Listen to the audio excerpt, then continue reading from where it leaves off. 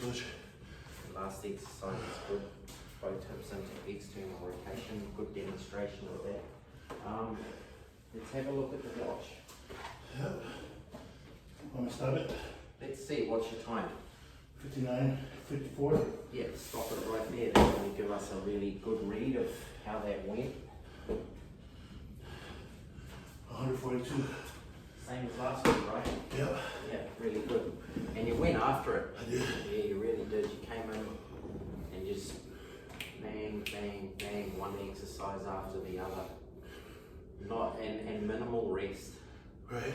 And we had a few relevant chats during the session about what we were doing and why we were doing it. And I want to touch on one of those as we welcome you all to our famous 5 episode for the day. We're up to must be around 20, 21, 22 episodes, which is good.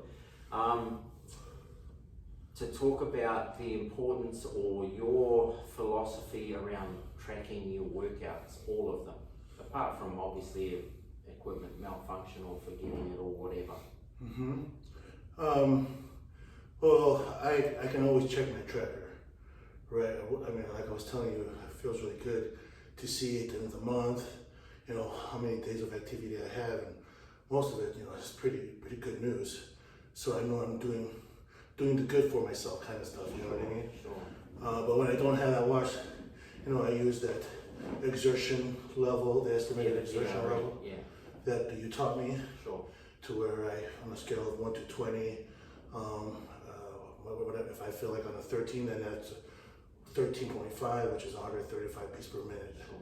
So I know how to use that when I don't have the watch, I sort of feel like naked, like I say. Sure. But that's pretty much what I'm going off of, my watch and looking at the activity I've done. Right. So what I really like about that, something that personally I've never done, and I've been tracking workouts nearly 30 years, is look back at the summaries. So just dig into that a little deeper in terms of how that either makes you feel or inspires you, or what sort of set of thoughts do you go through when you go back and look across a body of work? Oh yeah, to see what like my bests are for a beats per minute for whatever workout that I'm doing. But really I'm seeing like how many miles that I've ridden on the bikes. Right. And the durations throughout the months. Sure. It really, you know, reinforces in my brain that I'm trying to do good right for myself. Absolutely. Right. Yeah, So that's a fantastic way of using that tool among many other fantastic ways of using it. Right. And it's something I need to do too. You could extrapolate out, let's say the season of spring, and see how many bike miles you got in the spring. So I think that's just absolutely wonderful idea and another iteration of how valuable tracking is. Just quickly as we wrap, sequencing of the exercises. So from when we start all the way through to the end of the program, and you've done it, like if this is episode 21 or 22, that's how many times, basically without too much variation, you've done it now. Right. So just go into that sequence of how it rolls, how it evolves.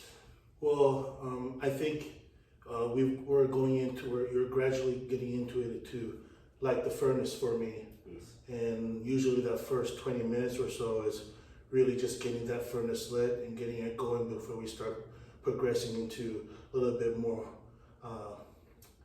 focused exercise where I'm exerting a lot more.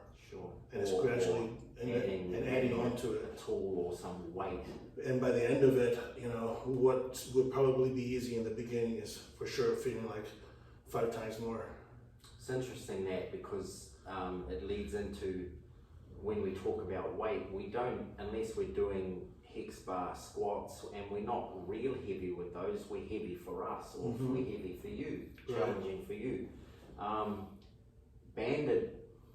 The bandit work that we do and the dumbbell work that we do isn't that heavy either, but that sequencing and the way we combine it and compound it, we really gang up on your body with that, right? For sure. Yeah, so Fairly, relatively light stuff used effectively is very, what word should we, I was going to say damaging, but that's not probably the language to use because it's so very good for you, right? Right. Yes. Like you say, it gradually compounds, and you know that the shoulder matrix with those 10-pound weights, Yeah, that's they right. feel like 30 pounds by the time we're getting to it. Yeah, because we followed that up. We did a band exercise into the shoulders 2 minutes before. Or Right. whatever. So yeah, it's good. You're going really great with it, Angelo. Good session. Thanks, Coach. 142 is not to be sneezed at. It's Yeah. good stuff. Thank you. Thank you.